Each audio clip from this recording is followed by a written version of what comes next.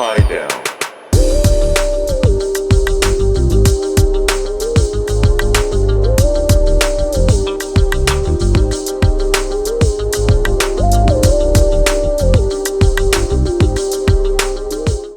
Good afternoon po sa bawat isa. Maaari po ba natin buksan ang ating Biblia? Sa John chapter 15 verses 1 to 5.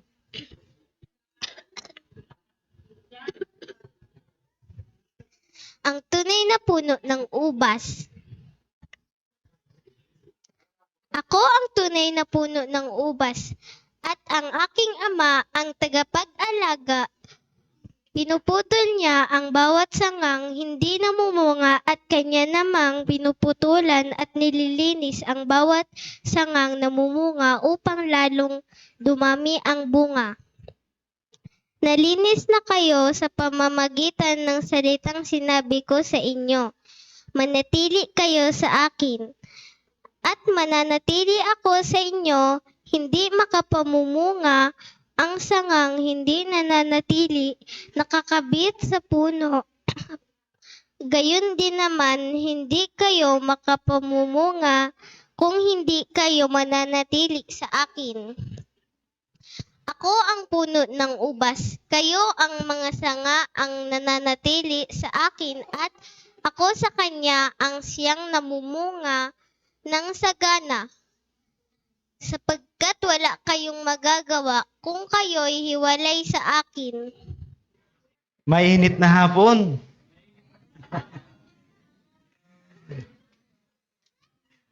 Grabe. Ang taas. Ang grabeng init sa labas. Mas mainit din dito. Pero di bali nang umiinit tayo para sa Panginoon. Amen po ba? Ang pag-uusapan po natin ngayon ay patungkol po sa mabisang susi sa paglago.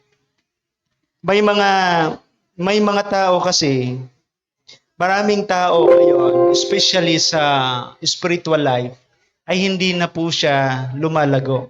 Meaning na hindi na lumalago, parang nagiging stagnant Christian na lang ang kanilang buhay. Mag-a-attend ng gawain, andyan yung presensya, pero wala na yung, ang tawag nito, wala na yung buhay, parang walang buhay. Now, parang hindi na nakikita yung rema, parang hindi na nakikita yung applications. No? For so many years din, ito yung pinaka-crucial, lalong-lalo na sa mga Kristiyano. Pag umabot na ng 5 years old sa pananampalataya, to 10 years old, o to 10 years na sa pananampalataya, sometimes it becomes a plateau, nagiging plateau na siya, at kapag naging plateau na yan yung may considerations or may pwedeng mangyari na pwedeng tumaas or pwedeng bumagsak. But kadalasan, kapag hindi siya nababantayan, kadalasan na nangyayari sa mga Kristiyano ay bumabagsak. No. Minsan, mainit sa pananampalataya, mainit sa pag-attend ng mga gawain, hindi siya walang humpay sa pag-attend ng mga gawain. Pero in the succeeding year, nawawala yung consistency. So, yun ang titingnan natin at papag-aralan natin. Why? Pwede ho bang pabawasan ang aking mic medyo? Okay. Once you don't grow, it affects our productive life. Tama ba? Kapag hindi ka lumalago, siyempre, yung productivity ng iyong buhay, hindi siya makikita or hindi magiging maayos. So, it affects our productivity. So, mas maganda na mag-focus tayo doon sa pag-grow, sa pagpapalago. Your productivity is the byproduct of your growth. Tama?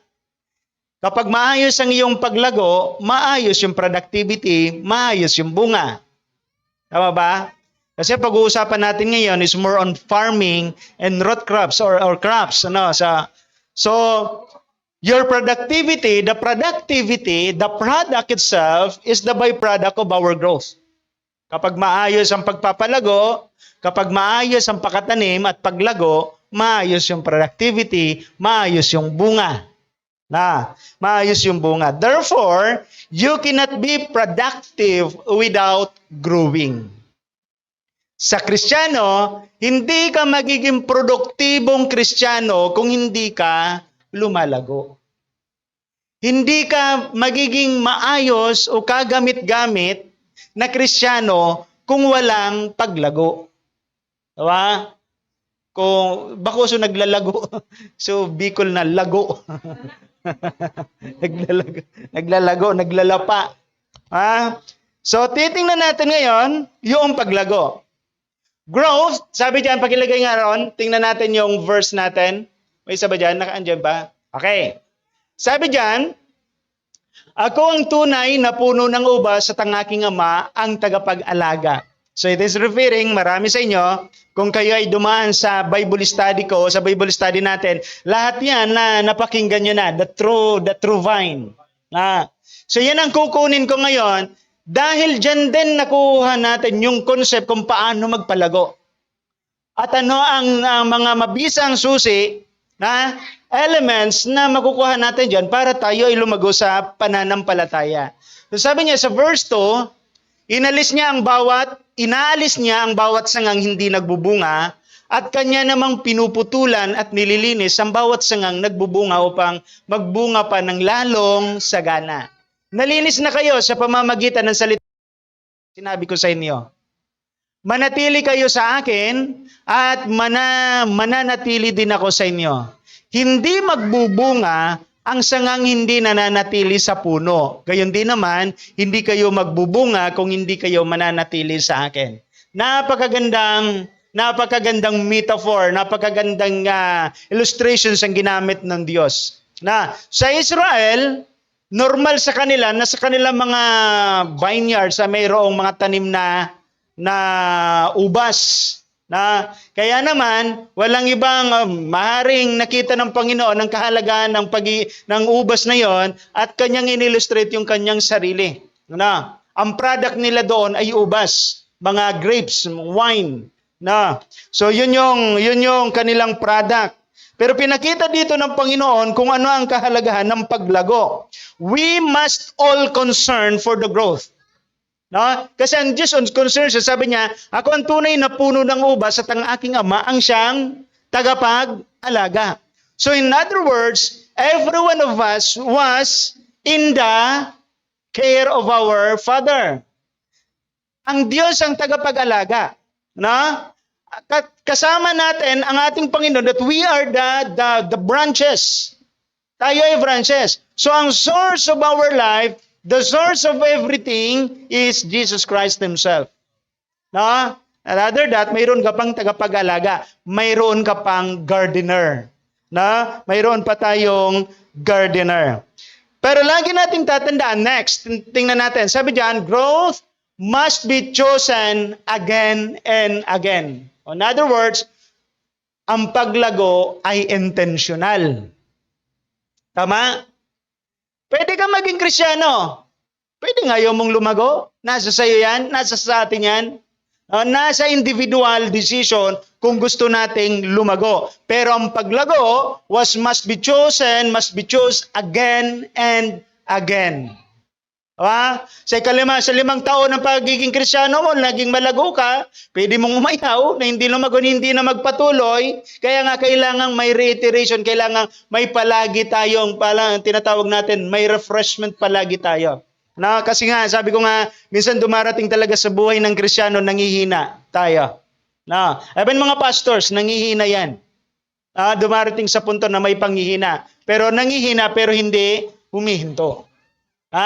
Hindi nagpapakita ng talagang pagbabackslide. Hindi yon, wala po yun sa kaisipan natin. Ang pagkakaroon ng bunga o outcome or achievements ay resulta ng ating paglago. Kaya ang pinakamaganda, ito.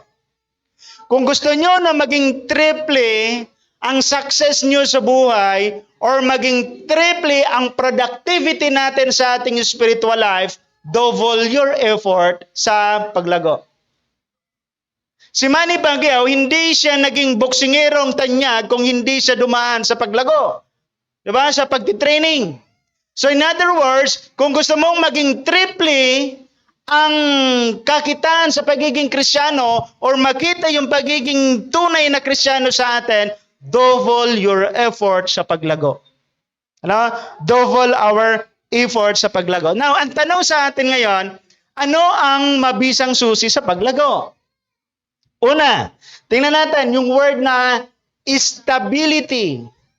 Yan kayo sa verse nyo, sa Biblia, hindi ko na nilagay dyan. Sabi dyan, kung mababasa nyo ang bawat salitang sinasambit dyan na inuulit-ulit, manatili.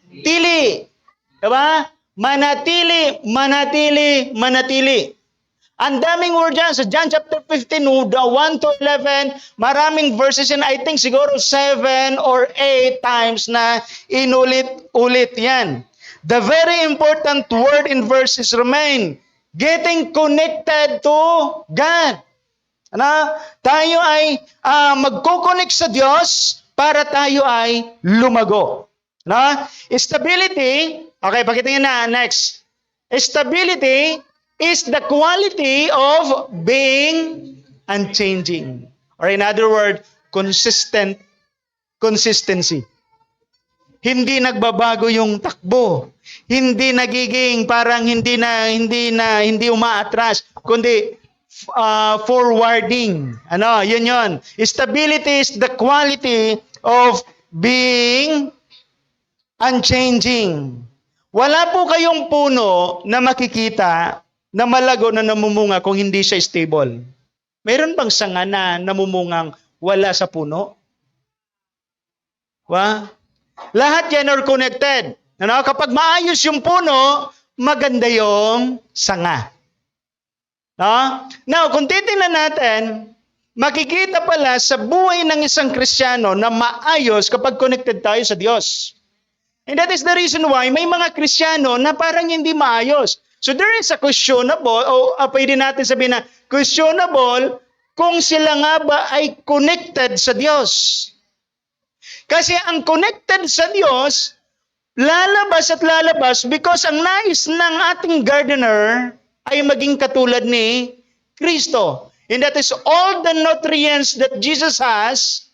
Lahat ng ating gagamitin sa pagiging Kristiyano, manggagaling sa Diyos, o manggagaling kay Kristo. Siya po ang supplier natin. No? Kaya nga siya ang ating buhay. So in other words, kapag malago ang iyong pananampalataya, malago ang iyong buhay spiritual, pwede kong sabihin sa inyo, kapatid, you are truly connected.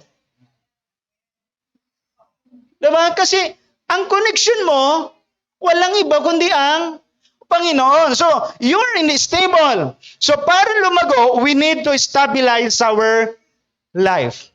Now, we need to stabilize our life. Stable means remain. God said, remain in me, manatili sa Diyos, at walang paglago kung wala tayo sa Diyos. Wala ring pamumunga kung wala tayo sa Diyos.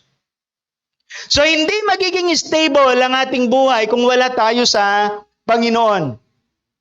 Ang tanong, in your state of your spiritual life now, sa inyong taon ngayon ng inyong spiritual life, did you consider that you are spiritually stable? Did you consider? Or, are we not truly connected to God? Kung ngayon stable ka, very holy ka pag Sunday, very submissive ka, bukas or mamaya, gagawa ka ng kasalanan. Tanong, are you stable? Simba now, kasalanan later.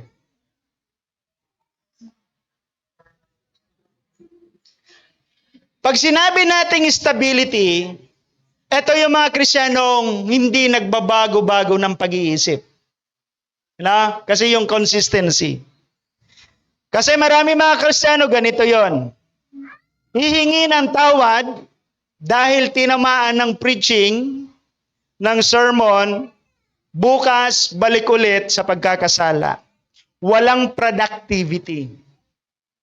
Walang consistency, walang stability.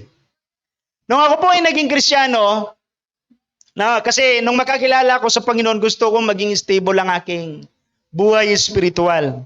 Simula nang magkakilala ako sa Diyos, pinaging stable ko talaga. Bagamat maraming problema, maraming dumaan na struggle, daming proseso ang pinagdaanan para lang lumago, hindi ako mayaw ni hindi ako minto. Nung nagsimula ako makakilala sa Panginoon, I started na talaga na nakakilala. Dire-diretso yun. Hindi na ako huminto. Wala sa akin ang kaisipang mag-backslide. Wala sa akin ang kaisipang manlamig. Dire-diretso. Why? Ininta ko sa isip ko to stabilize my life. Sabi ko, sa Diyos naman ako sa Diyos naman ako maglilingkod at nakita ko naman yung nangyayari sa buhay ko, and then I need to stabilize myself. I need to na maging stable ako sa harap ng Panginoon. So I decided na maging stable, I decided na mabuhay ng tama, I decided na manatili sa Kanya, at nag-decide ako na iwaksi ang mga bagay na makasisira sa buhay ko. Yun ang tinatawag nating stability. Yun ang tinatawag nating stability. Alam nyo po ba, nung ako ay nung bagong Kristiyano pa lang ako, pinanatili kong makapag-attend ng Sunday service sa buong taon. Ilang linggo ang isang taon? 53. Sino dito ang mga 53 Christian Sundays attendees? Alam nyo po, siguro noon, bilang ko lang ang hindi ako nakakapagdalo. Bilang ko lang ang hindi ako nakakapagdalo. Sa kamay lang kung talagang hindi ko na kaya. Pero kung lagnat-lagnat lang yan, sipon-sipon lang yan, pilay-pilay lang yan, mapaalsa ako kay Sister Cecil, makaduman lang ako sa church. Sa kuya kay ito, warang kay saban, I need to stabilize. Sabi ko nga, I need to be stable in his spiritual life. Sa kuya kay ito, warang urahat lang. Maguran, warangat lang yan. Pero na lang kung magbagyo. Narumduman ko kay ito, nagbabible study ako, signal number 1. Wala sa kaisipan ko, sa kuya, wala sa kaisipan ko, yung para bang maging lausing Christian. Kasi gusto nga natin maging ma-stabilize. Tama? Gusto nating ma-stabilize. So count yourselves. 53 Sundays. Kaya ba natin kumplituhin ng 53 Sundays? Kaya. In a year. Pagkatapos ng 53 Sundays na yon, mag-celebrate tayo. At papatayin natin yung mga Kristiyanong hindi. No, it's not it's a joke. Pero alam nyo po, if you want to stabilize yourself, just get connected to the Lord. Just get connected to the Lord. Stability is the most problem ng mga tao. Tama ba? Ang pananatili, ang pinakamahirap. Diba? Kasi kapag dumaan ang mga problema, parang dyan tayo sinisigsig na umalis ka doon sa pagiging stable. Kapag dumaan ang financial crisis, grabe. Kapag dumaan ang marital problem, yun din. Ang daming ginagawa ang kaaway para lang hindi ma-stabilize ang inyong mga buhay. Pero alam niyo mga kapatid, pinagdaanan natin lahat yan, pinagdadaanan natin yan, pero ang kagandahan, you are connected. Sabi doon, I am the vine, the true vine, and you are the branches. And our Father is a gardener, tagapag-alaga. Alam niya, kapatid, alam niya ang iyong ginagawa. At alam niya kung asan ka. So you need to stabilize yourself. Double your effort. Stability is our consistency. Stability is our consistency. Now, tips para maging stable. Tingnan natin, verse 5. Tingnan niyo ang verse dyan, sa verse 5. Meron kayong Bible? Ang stable na tao, ang stable na Kristiyano, may Biblia. Okay, sabi dyan. Ano sabi dyan sa verse 5? Ako nga ang puno ng obas at kayo ang mga sanga. ang nananatili sa akin at ako sa kanya, ano sabi diyan? Ang siyang wow! Sapagkat wala kayong magagawa kung kayo'y hiwalay sa akin. Wala tayong magagawa kung tayo ay hiwalay sa atin. Now, if you want to be fruitful, if you want to be productive in life, anong gagawin? Remain. Manatili. Stabilize your self. Pangalawa, nasusi para sa mabisang paglago. Pangalawa, you need to have the right environment. Sa tingin nyo, kung ang vine natin ay si Kristo at tayo ang branches, ilalagay niya tayo sa maling environment? Hindi. But sometimes, we have the free will to choose para ilagay ang ating sarili if we are in the right environment. Pero ang nais ng Diyos, dapat sa tamang environment. Ayan, napakahalaga nito. Alam niyo kung bakit? Meron ako nabasa. Alisin mo daw ang isda sa dagat, mamamatay. Tama ba? Kasuwapon, nagbangwit si Brother Johnny. Oo, buhay. Nagparaanap kami ki sira duman. Anak ko, amisa na saraditon. Oo, susilag. Grabe so pagal. May tumo na lamang si Archer kakalangoy. Diba? Alisin mo daw ang isda sa dagat, mamamatay. Because their environment, dagat. Tubig. Hindi sila mabubuhay sa lupa. Diba? Alisin mo din ang puno sa lupa, ilagay mo sa tubig, mamamatay din yon. Hindi yon ang kanilang environment. Do I right? Ano ang environment natin? Alisin mo ang tao sa Diyos, mamamatay ang tao. Hindi mabubuhay ng tama. No? Our environment is God. Our environment is God. Kaya napakahalaga, kapatid, na mayroon kang right environment. No? At alam natin that the right environment is no other than is God. No? Not only that, there are so many right environment. Church, fellowships. Dapat ang kasama nyo yung mga matatabang lupa. Yung matatabang tao, hindi matatabang lupa. Hindi matatabang lupa. Ha? Kapag maganda ang environment na natataniman, ano ang magiging production? Maganda. Matataba. Diba? Diba? Oo. Sa Masbate, kami po nagtatanom ki mga nyog, ki mga crops. Igwa kaming pigahanap ng mga soil. So, pag magayon ang daga, matataba. May nagbababol lang. Ang word sa muya ka ito, bakbol. So, bakbol. So bulod yan. Tapos pighahawanan mi, piglilinigan mi yan. Tapos pigtatanuman mi ki mga mais. Pigiling mi ang daga. Pag bako magayon ang daga, dahil mi siya pigtatanuman. Kasi magiging tagiltil lang the word na tagiltilon. Pag nakuha mi ang maray na daga, mailing mo ng gad. Pag tinanuman mo yan ki mais, pag tinanuman mo yan ki kamuti, grabe ang ko yan. Maganda ang tubo. Maganda ang tubo. So, kapag maganda ang environment, maganda ang production, maganda ang bunga. Tama ho ba ako? So, importante yung tinatawag na right environment. Sa Kristiyano. Sa Kristiyano. So, napakahalaga niyan. Now, eto ngayon. Kung ang environment mo o ang kasama mo mga tao, mapaggawa ng kasalanan, you're not in a right environment.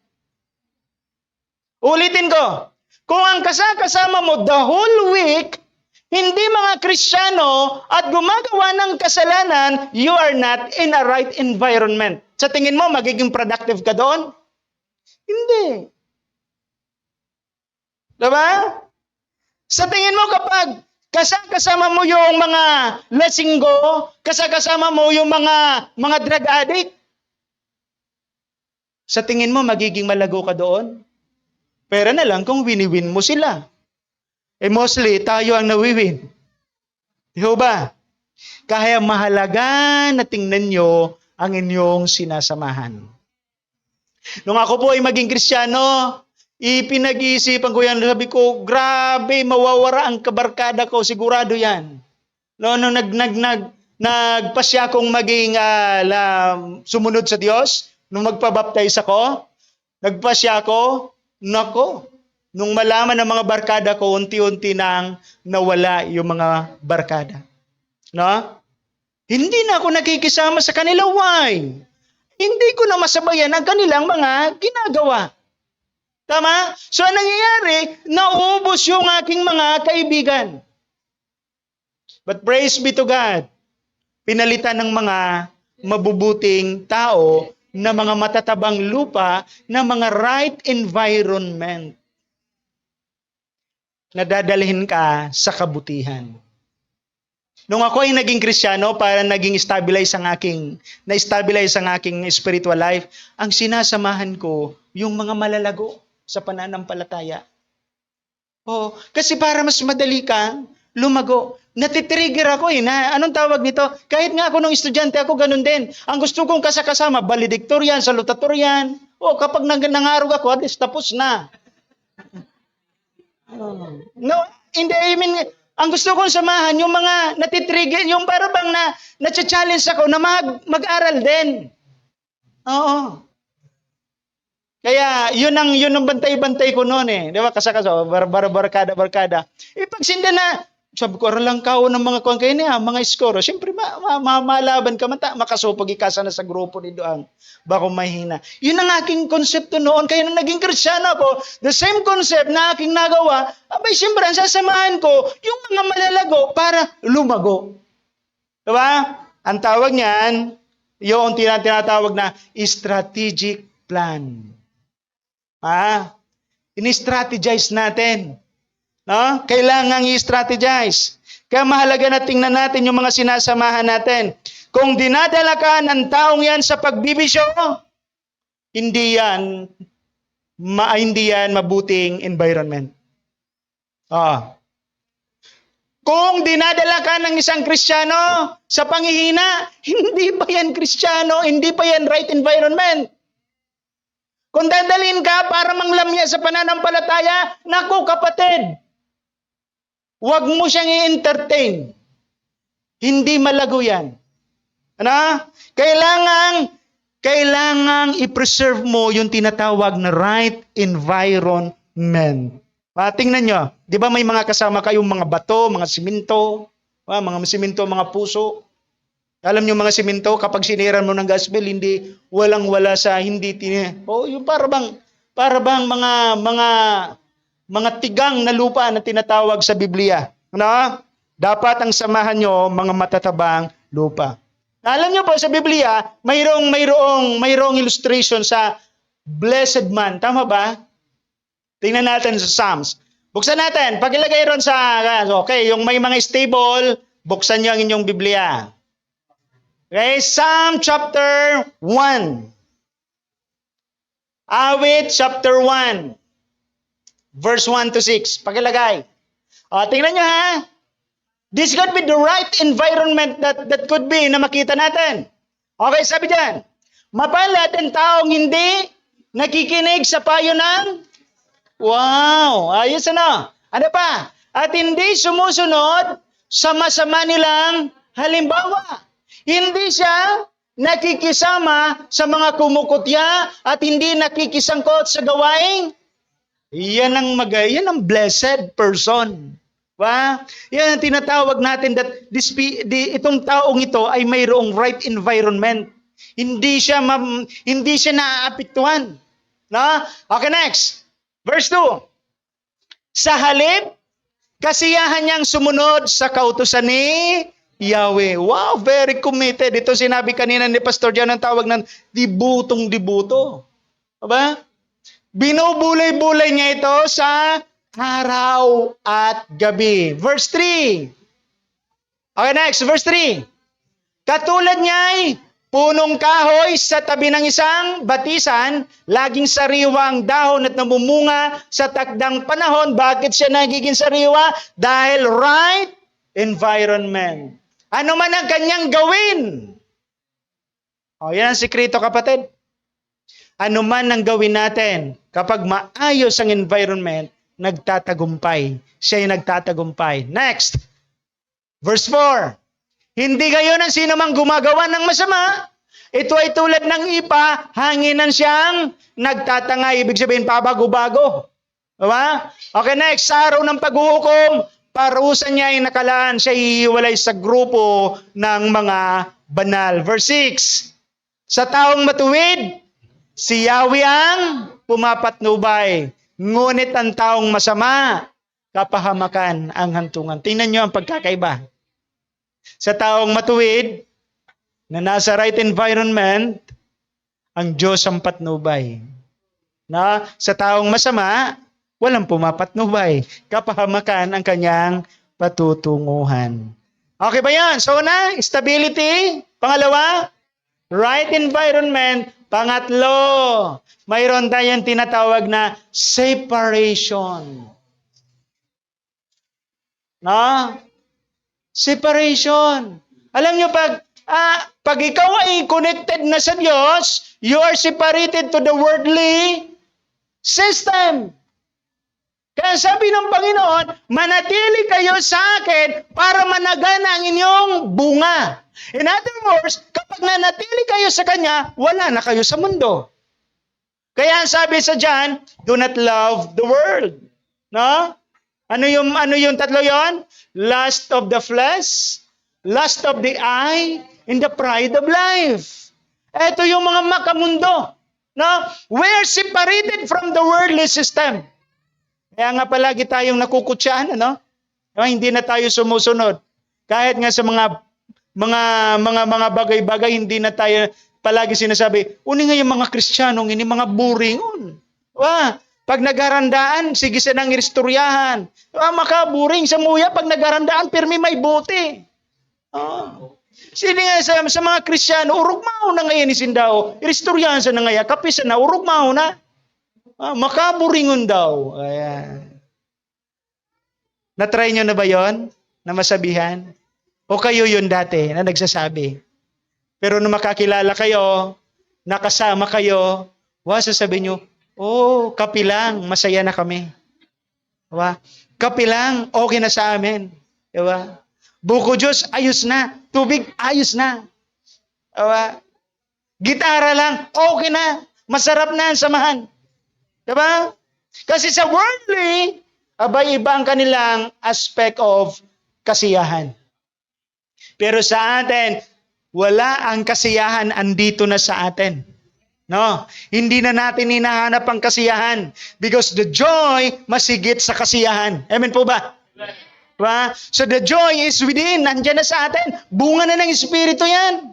No? Kaya hindi na tayo naghahanap ng kasiyahan. Kasiyahan natin, andito na yon. Kaya nga nagpapalakasan na lang po tayo. Separation. Pag sinabing separation means consecration. Pag sinabing consecration, i-consecrate ka. Diba? Aalisin ka sa makamundo.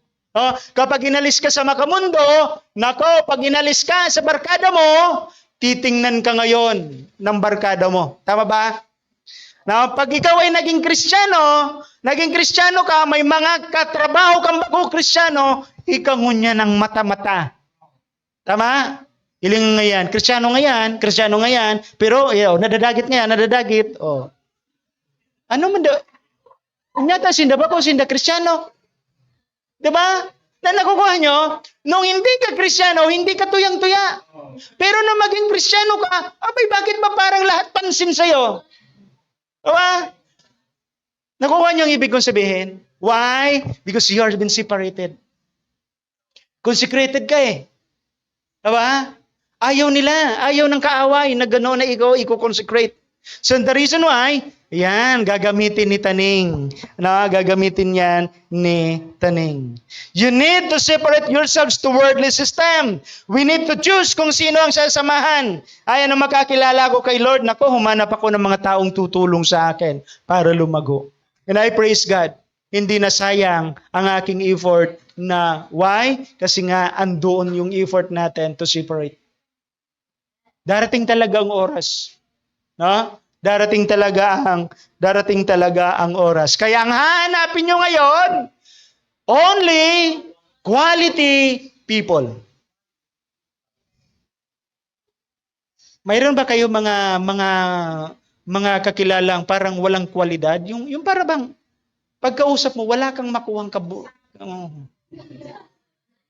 yung parang walang kabuluhan lahat, ano ba? Only quality people. Yung para bang wala kang makuhang saysay. Diba? Yung para bang nagtatapon ka lang ng oras. Ah. Only quality people. Gusto mo maging stable, gusto mo magkaroon ng right environment, then find the people na makakapagbigay ng kalaguan sa iyo. Amen po ba? Find the people. Okay, last. Germinate. Germinate. The word germinate, yung nakikita nyo pag umusubong na yun, tinanim yung kaya, tapos lumabas, may umusli. Yung umusli, nagtubo na. Germinate yan. Ang ibang mga tao, germ pa lang. May mga Kristiyano, germ pa lang, hindi pa germinate. Nakita nyo, sabi ng Panginoon, I am the true vine and you are the branches. Ang gusto niya, lumago. Hindi ka connected sa Diyos ba? Sabi ng Panginoon, itong pambira, itong igos na ito, hindi namumunga ng ginawa ng Panginoon. Sinumpa. Diba? Ang gusto niya, mamunga. Mag-germinate, mag-develop. Diba? Mag-develop. Kaya nga, makikita natin, ang isa, alam niyo po, hindi pare-parehas ang ating germination. Hindi pare-parehas ang process of development natin. Tama ho ba ako? Depende yun sa atin eh. Di ba? Depende kung ikaw ay nasa right environment. Mahirap mag-germinate kapag ikaw ay nasa wrong environment. Nakita nyo, naalala nyo yung parabola ng yung the four soil? Di ba? Yung itinanim na seed. Yun yung klase eh. May mga naitanim sa bato-bato, naitanim sa mga anong tawag nito, sa mga madawag. Ang hanapin natin yung right environment para mas madaling ma-germinate, para mas malalong ma-develop tayo. Kaya nga sabi sa 1 Corinthians, tingnan nyo, sa 1 Corinthians sabi ni Pablo, noong ako'y bata pa, ako'y nagsasalita, nag-iisip at nangangatwirang tulad ng bata. Ngayon ako'y mayroon ng sapat na gulang, iniiwan ko na ang mga asal, bata. Okay lang sa mga baguhan. Pwede ko pang i-consider na ikaw ay magbuwal-buwal. Diba? Pero kung ikaw ay naglilingkod na dito, tapos umiinom ka, ay nako. Tapos nakikita ko nagsisigarilyo ka, pambira, ang klase yun na paglilingkod. Hindi ka na asal bata sa pananampalataya. Ang daming mga Kristiyano ngayon, asal bata pa sa pananampalataya. Gusto niyo sabihin ko, mga asal bata sa pananampalataya, tinaraman sa ni pastor, nadagit na. Uminali na sa ministry, ang tapod ka yan, asal bata. Na? Ang matampong Kristiyano, asal bata pa yan. Na? Ang kaisipan ninda na kapag ang ministry responsibilidad, asal bata yon. Asal bata yan. Ang Sunday service, responsibilidad, or hindi importante sa kanila, sa spiritual, asal bata. Kaya sabi ni Pablo, kung may sapat ka ng gulang, meaning you are growing the knowledge of the Lord, then therefore, i-abolish mo na ang pagiging isip bata. Mag-mature tayo, kapatid. Kaya sabi ni Pablo, kayo ngayon mga taga-Korinto, pambira ka mo, dahil kung ngayon ka mo makauro ng mga matured. Aba? Aluyo na ngayon ka mo, mga taga-Korinto, mayaman, grabe ka mo sa gift, grabe ang manifestation kang gift sa Indo, pero pag-abot ngayon sa pagkikipag-urong ko sa Indo, garo ka mo mga karnal. Alam niyo kung nasabi niyang karnal, nag-iiriwal-iwal, sabi niya, ako si Pablo, sa kuya ngaya, ako ngaya kay Apollos. The same thing with sa church. Kapag nag-iiriwal-iwal, nagmumuruto-mutuan, nagsisirilo-silusan. Nako. Asal bata yan, kapatid. Oo. Wa? Pero pag na-germinate na yan, ito na, pag na-germinate na, na-develop na yan, yan, marunong na yan umunawa. Ang mga na-germinate pati na tao, pakita natin, pati sa pananamit, umaayos. Dati yung mga suot mo, una mo, kulang sa tila pirme. Pero kang nakamit-bid yan sa Panginoon, after a week, makita mo na, wow, na-germinate na yan. Dati buka-buka, abot pa digdi ang tabing. Una mo, mag-iwawara-wa na pati sa likod. Diba? Pero kung ngayon, naging Kristiyano ka na, naging labis, naging sobra sa pagbabado mo, bako yan germination, germs yan. Nakukuha nyo? Ang nag-germinate, naaarog ang kingdom mentality. Diba? Kaya nga, kung mag-worship ka, di ba first time, sino yung mga nag-first time di ba first time, supugon ka mag-worship. Di ba parang iling mo, nakataas ang kamot, nakataas. Di ba? Pero kang mga aloy-aloy ka na, gupalakpak na. Di ba parang, nakaarog na puti kaya. Diba? Pero pag talagang nagtatalubo na pambira, di bali na mairing, so kilig-kilig kong may taong. Nagsusuperman na. Why? Because germinating na. Na-develop na eh. Na-embrace na yung kingdom mentality. Diba? Kaya, alam niyo po, yun ang pinaka-goal ko sa mga taga-heirs of God. Dapat nag-germinate. Diba? Na-develop. Makita sa atin yung paglago. Ako ang gusto kong makita, lahat ng miyembro naglilingkod. Yung hindi lang nakaupo. Diba? Yung dapat nagtatrabaho para sa Panginoon. Diba? Yung ang palaging inisip, Pastor, anong maitutulong ko? Wow, sarap niyang pakinggan. Yung hindi na, Pastor, ako nang sasama. Isirang pambira. Gustong-gusto kong mga taong ganyan.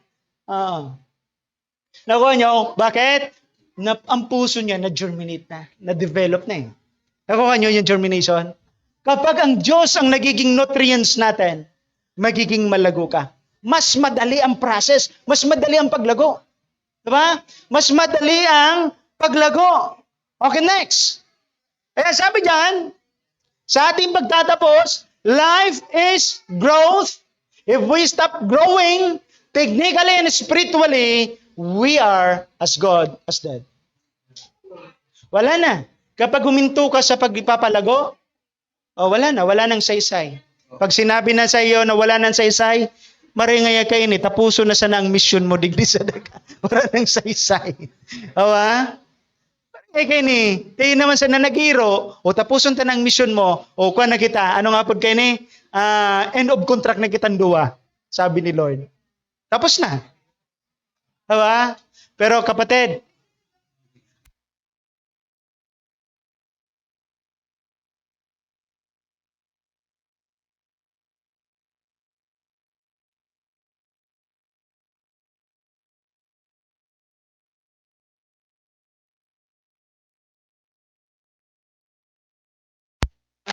spiritual. Our spiritual growth matters to us because it is a fountain of strength of our life. Now, as we grow spiritually, we become more capable of handling life changes or challenges with a winning attitude. Alam niyo po ba na kapag maayos ang grow natin sa pananampalataya, kahit anong unos ng bagyo, okay lang. Diba? At ang motto natin, mamatay sa mabuhay, maglilingkod ako sa Panginoon.